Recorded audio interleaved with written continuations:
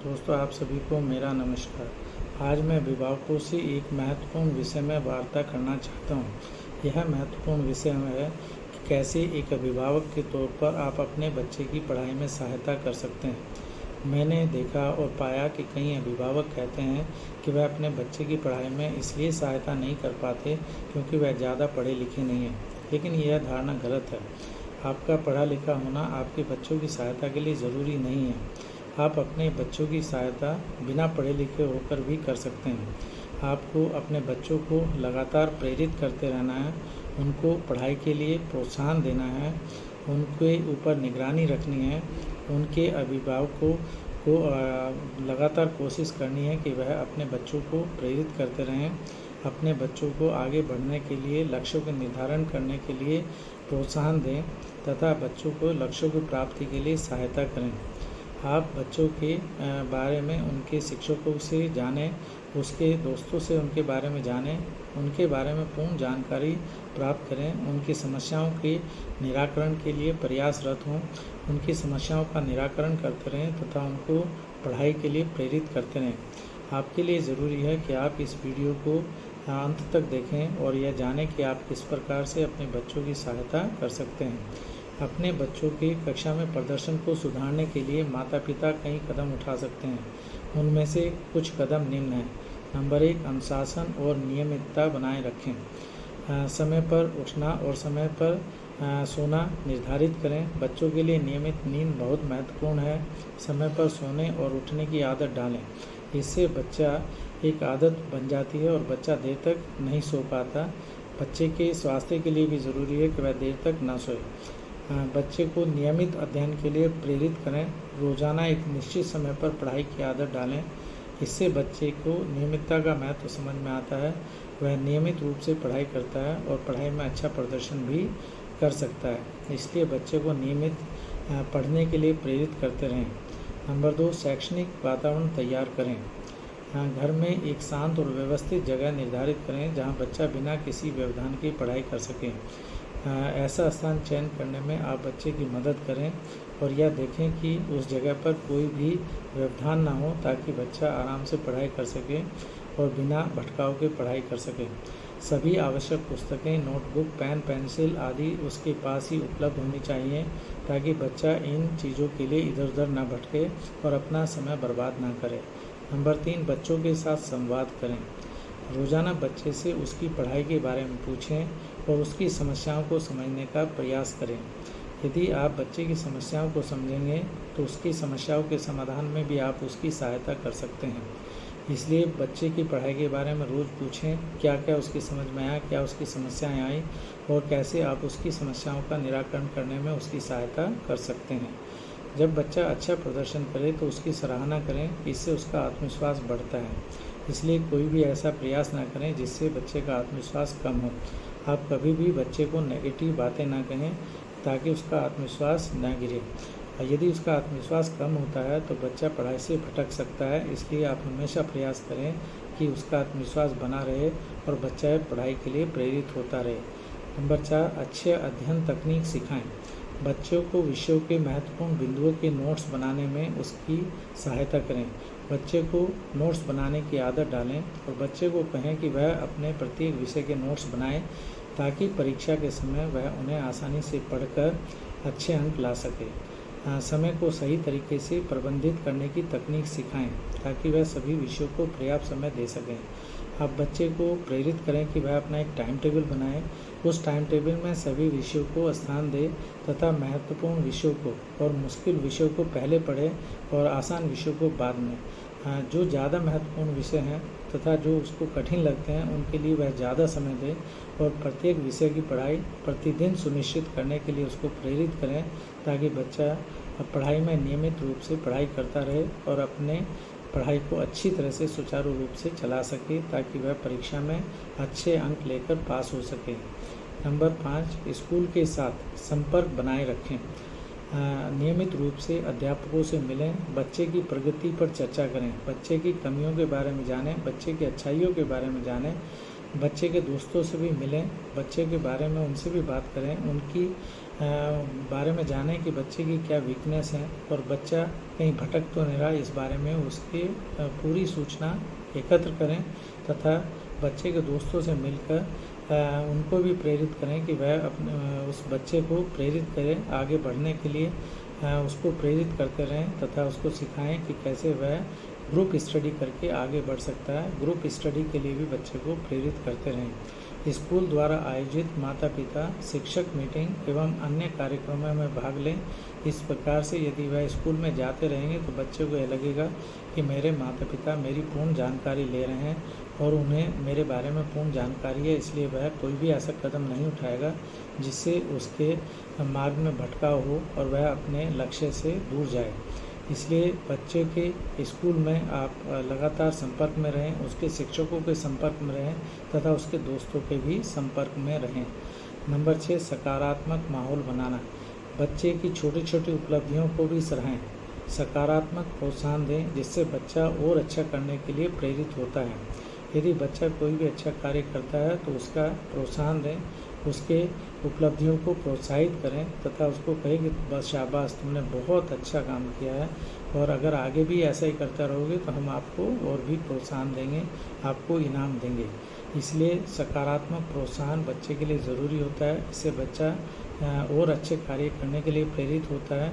तो आपका सकारात्मक बोलना ही उसके लिए सकारात्मक प्रोत्साहन है। इसलिए बच्चे को बताते रहें कि जैसे जैसे वह अच्छा कार्य और करता रहेगा आप उसको और भी सपोर्ट करेंगे और अच्छे इनाम देंगे।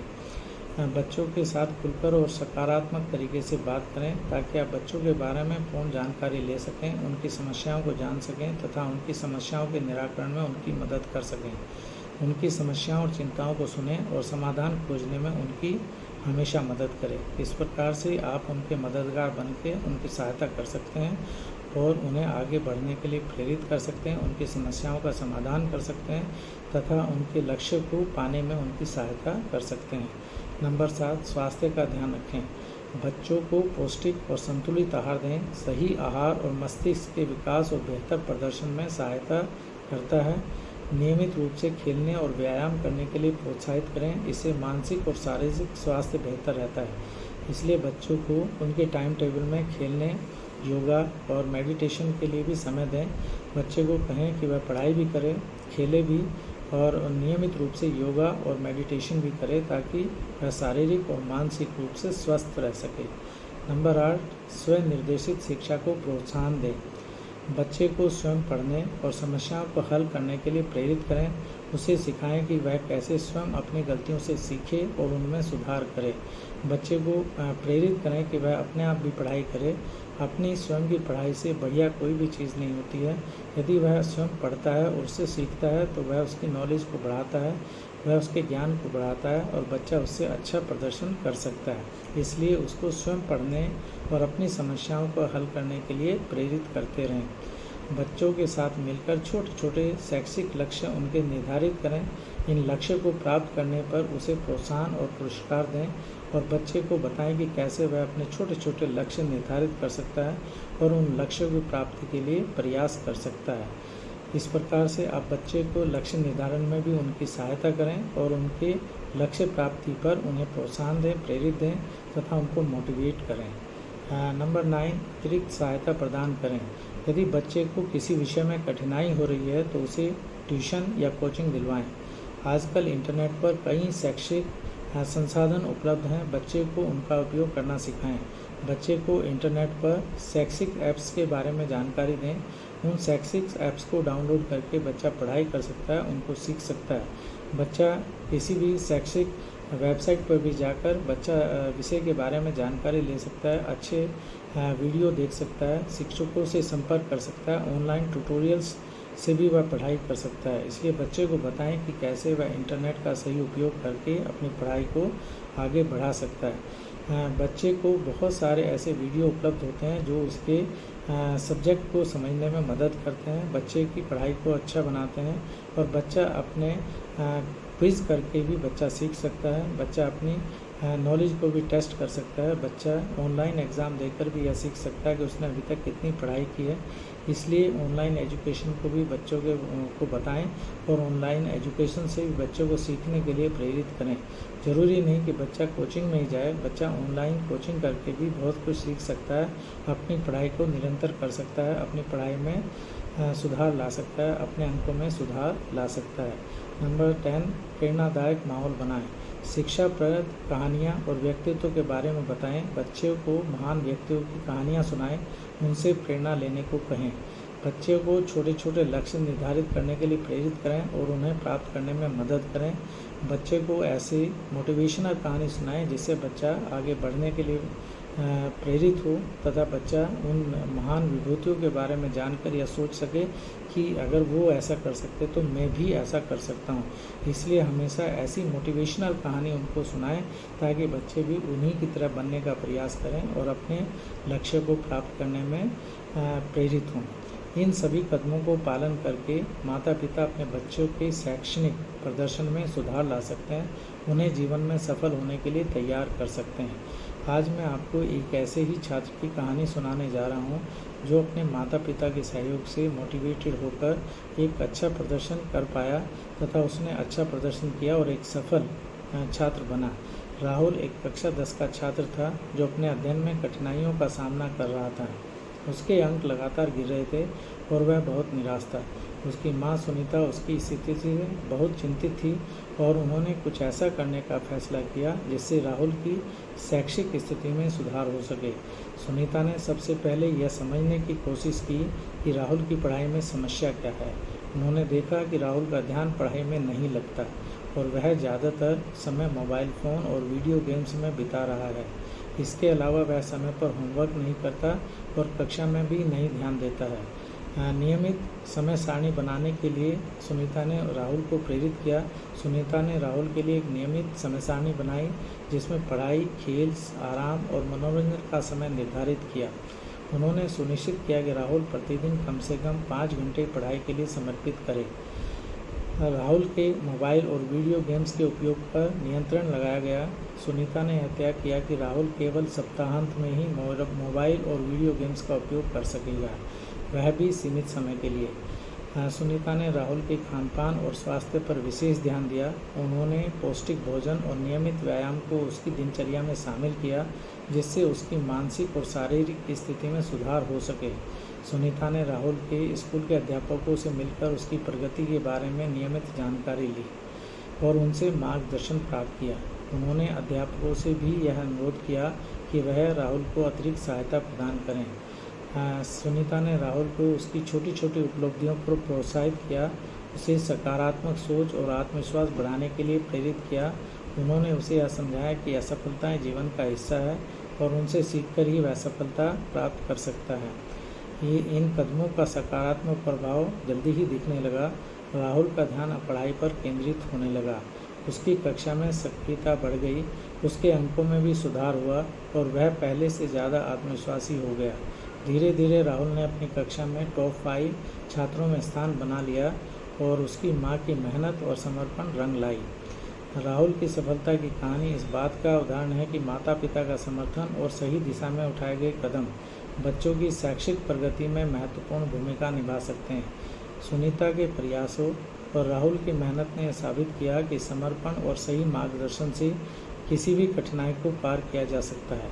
यह कहानी एक ऐसे बच्चे की है जिसने अपनी मेहनत और सही मार्गदर्शन से उत्कृष्टता प्राप्त की और सफलता प्राप्त की।